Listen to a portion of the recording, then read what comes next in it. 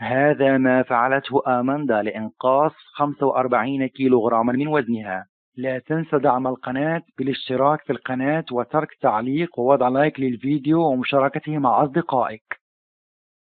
بعد أن تجاوز وزن آماندا 127 كيلوغراما وحذرها طبيبها من إصابتها بمرض في الكبد بسبب السمنة وزيادة الوزن، قررت أن الوقت قد حان لفعل شيء لإنقاذ حياتها. بمساعدة جهاز لياقة بدنية يحسب الخطوات، بدأت بعد خطواتها ففقدت أكثر من 45 كيلو. فما الذي فعلته حتى تفقد كل هذا الوزن؟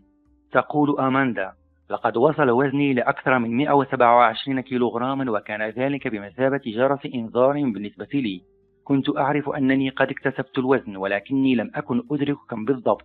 كنت أعاني من ألم في ركبتي وبعض الأعراض الأخرى عندما أوصى طبيبي بعمل فحص للكبد، فجاء التشخيص تليف الكبد غير الكحولي، وكان وزني السبب. كان هذا هو الدافع لي أنني بحاجة إلى القيام بشيء ما. وتضيف آماندا: أنا لم أمارس تقريبا أي نشاط رياضي من قبل. لدي كلب وآخذه في جولات قصيرة وأتحرك قليلا أثناء عملي، ولكني آكل كل شيء. لقد زرت عيادة لإنقاص الوزن وتعلمت الكثير من الأشياء، مثل تناول الحبوب الكاملة وعمل وجبات خفيفة صحية لتناولها في العمل بدل الوجبات السريعة. انضممت إلى الجيم وبدأت أمشي أكثر. قالت آماندا أيضا أن لديها صديقة تستعمل جهازا لتتبع ما تأكله، فاشترت هي أيضا جهازا ليساعدها في حساب السعرات الحرارية والخطوات وتقدير عدد السعرات الحرارية التي تحرقها. تقول آماندا: ما لم أكن أدركه هو أنه من الصعب أن أصل إلى مشي 10,000 خطوة يوميا. في البداية قلت هذا سهل، ولكن بعد ذلك حين بدأت بالمشي أدركت أن الأمر ليس سهلا. حاولت آماندا إيجاد طرق بسيطة لزيادة عدد الخطوات التي تمشيها كل يوم، فكانت تركن سيارتها في أبعد زاوية من موقف السيارات حين تذهب للتسوق حتى تضطر للمشي أكثر.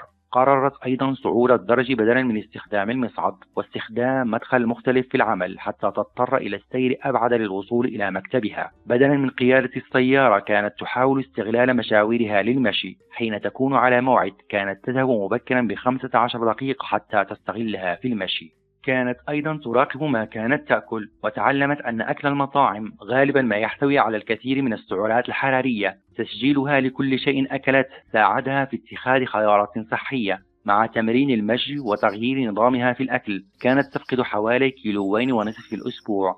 نزل وزن آماندا إلى حوالي 85 كيلو، لكن هدفها كان الوصول إلى حوالي 68 كيلو. والمفاجأة هو تغير حالتها الصحية إلى الأفضل، وعادت الكبد تقريبا إلى وضعها الطبيعي. برنامج المشي لآماندا حتى تصل إلى 10,000 خطوة أو أكثر يوميا كان بسيطا. في الصباح الباكر تذهب في نزهة مع كلبها لمدة 30 إلى 45 دقيقة في العمل، وأثناء ساعة استراحة الغداء تمشي لبضع دقائق. عندما تتحدث على الهاتف في العمل تتحرك في جميع أنحاء المكتب. بعد العمل تذهب إلى صالة الألعاب الرياضية لاستخدام جهاز المشي، وبعد العشاء تذهب في نزهة أخرى مع كلبها. نستودعكم الله ونلقاكم في الفيديو القادم إن شاء الله. تابعوا وصفاتنا الأخرى المجربة.